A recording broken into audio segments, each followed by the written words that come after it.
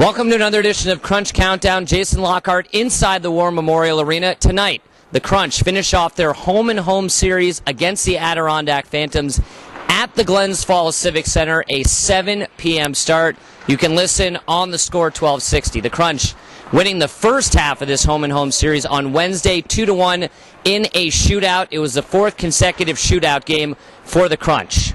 Syracuse now tied for 7th with Manchester in the Eastern Conference, 3 points ahead of two teams in 9th place. The Crunch taking on Adirondack tonight at 7 p.m. Then they'll visit the Binghamton Senators tomorrow for a 7 p.m. start at the Broome County Veterans Memorial Arena. The Crunch will return home on Wednesday, April 4th, 7 p.m. right here against the Senators. It's a buy one, get one free courtesy of Time Warner. So buy one ticket, get a second ticket free of equal or lesser value.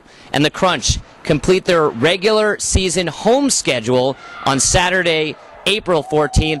Don't forget to get tickets to that, 473-4444. Now we'll hear from right wing Dan Sexton.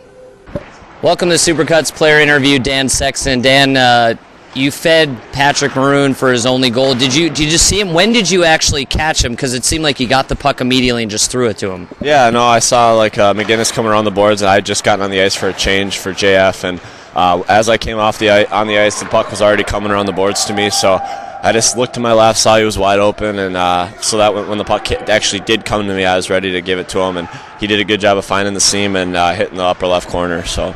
And now in your first 3 seasons of professional hockey, you've been part of playoff races. At least you helped out with Manitoba and also Anaheim. What's it like being in playoff races? How is it different than you're just riding out the end of the season? Yeah, it's awesome. It makes things count, and like you said, I've gotten to play both my other years and with two different teams, and in Anaheim last year was awesome. It's super intense, and same with Manitoba. You really find a way you find out who's ready to play and who's not, and it really helps the guys bond and pull together. And unfortunately, we lost first round in 6 games both those times. So hopefully this time, if we make it, it'll be a different story. How nerve-wracking is it playing in all these one-goal games? It's nerve-wracking. Like every shift, and when you're on the bench, you're really nervous, and when you're on the ice, you feel like you have a little more control of the outcome, but you try not to think too much. You try to just play your game, and it's really fun either way. So that's probably the best way to put it. It's just exciting, and it really feels like you're playing for something rather than in some cases when you feel like you're just playing to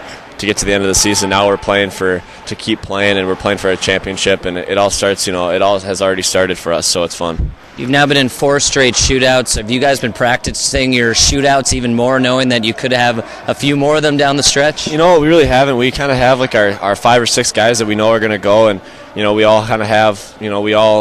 We practice it, and like after today, we practice it out there, which is kind of abnormal, but we got a lot of reps in and got to work on it. But usually in practice, like maybe on like a Thursday before a game, we'll do some shootouts. But usually it's just like go with what you know, and luckily we've done really well lately.